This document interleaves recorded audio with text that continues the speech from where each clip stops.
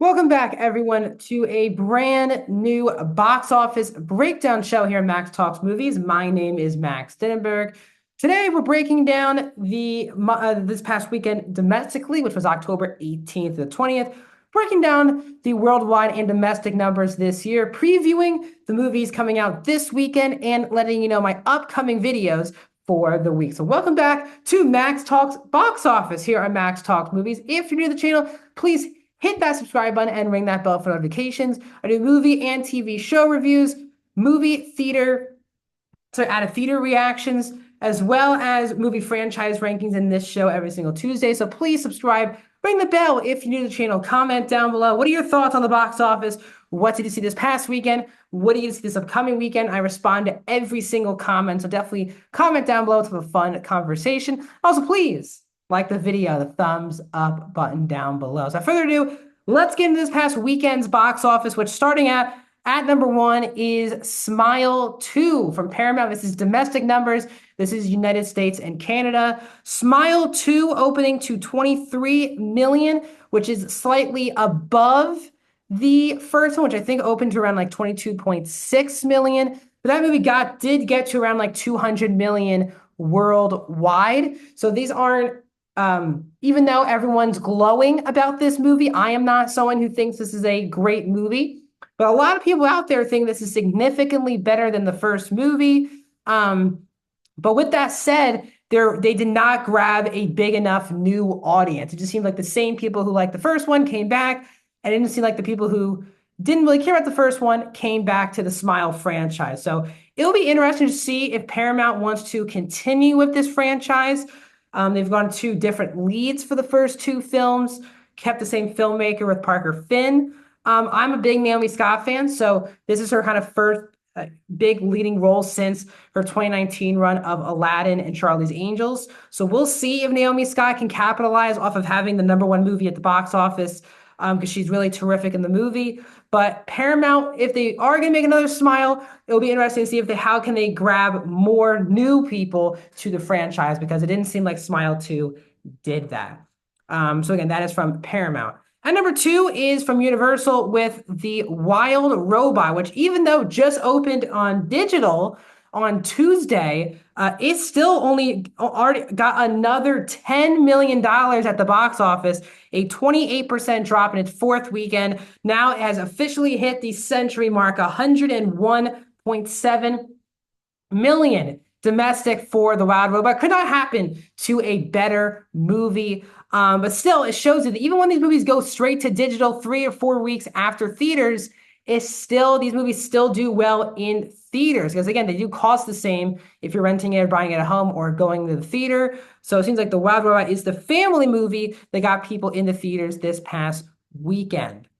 At number three, only dropping 51% in its second weekend, is Terrifier 3. This is from Cineverse, of course, getting another 9.3 million, 36.2 so far for Terrifier 3. Just amazing numbers. Again, this movie has a budget of $2 million and has already outgrossed the second film by over 20 million. So, that was Terrifier 2's entire run in theaters. Terrifier 3's only been in theaters for really a week, and it's already at 36.2 million. Again, this is the success story of 2024. I ranted about that in last week's video when it was number one, but we are expected to get at least 2 more Terrifier films.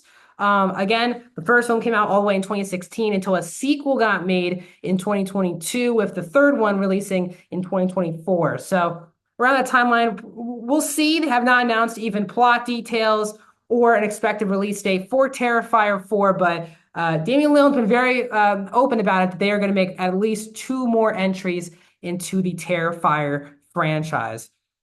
At number 4, still in the top 5, is Beetlejuice in its 7th weekend, dropping 32%, another 5 million. It's up to 283 million domestically. This movie's been on digital for more than a week. For a couple weeks now, Beetlejuice has been available on digital, and it's still in the top 5 at the domestic box office. Just amazing numbers. Michael Keaton just hosted SNL, so I don't know if that was any bit of a help. And also, this movie will probably be in the top 5 again next weekend, as we are heading into Halloween weekend. So it has a chance to be in the top 5 for at least 9 weeks in a row, but it is currently also dominating on digital. So great stuff for Beetlejuice. And wrapping up the top 5 is A24's new movie of the weekend, We Live in Time.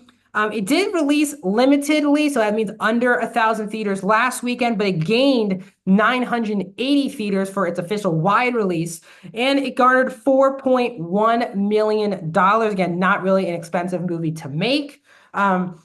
This is in that realm of kind of an awards-like film. So again, these films aren't doing crazy numbers at the box office, but this obviously does not hurt the careers of Florence Pugh and Andrew Garfield. These are solid numbers. The movie's only available in in a limited release. It was only in 985 theaters. So excuse me. So it only had 5 theaters in its first weekend, and this past weekend it got up to 985. So it's still technically a limited release.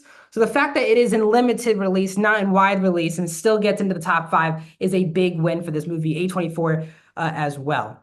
Moving on, I've been breaking down the numbers every week. So for now on, I'm just going to break down the ranking of the numbers at the domestic box office. Again, domestic is just United States and Canada. Inside Out 2 is the number 1. Deadpool and Wolverine at 2. Despicable Me 4, at 3. Beetlejuice moves up in the domestic box office to number 4, but it is around like 80 million behind Despicable Me 4, so it will stay at number 4 for at least for the moment until someone knocks them down. Doom Part 2 is at 5, Twisters at 6, Godzilla X Kong the Empire at 7, Kung Fu Panda 4 at 8, Bad Boys Ride or Die at 9, and Kingdom of the Planet of the Apes at 10. So with the Wild Robot getting into the $100 million club, now we have 17 movies this year that have hit the century mark here domestically. So we surely will get a couple more. It would be nice if we got into like the 25 range for century mark movies, but it could be tough as we're heading down the home stretch already in 2024.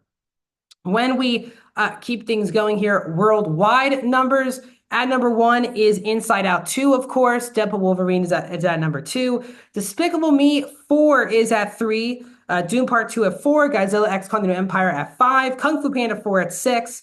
Chinese films are 7 through 9. And Beetlejuice is at number 10. So looking ahead to this weekend, this is already, sadly, the last box office weekend for the month of October. And the big blockbuster release for October is coming with Venom 3, which is supposed to open lower than the first movies. The first movie opened at 80 million, but became a $1 billion film, while the second film opened at 90 million, but did not have nearly the legs of Venom 1. So Venom 3 is supposed to be the end of Tom Hardy playing this character for the Sony universe. This is Sony's second Spider-Man adjacent film of the year. Madam Web absolutely bombed, and they still have Kraven the Hunter coming out in December. So we'll see if there's such a bad stain on the Sony Spider-Man films that people are going to stay away from Venom 3, or because this could be the last time they see Tom Hardy as his character, be able to go see it. Another movie hitting theaters this weekend. There's 2 in limited. The first is Your Monster, which is a romance movie with Melissa Barrera. That movie's hitting theaters very limited.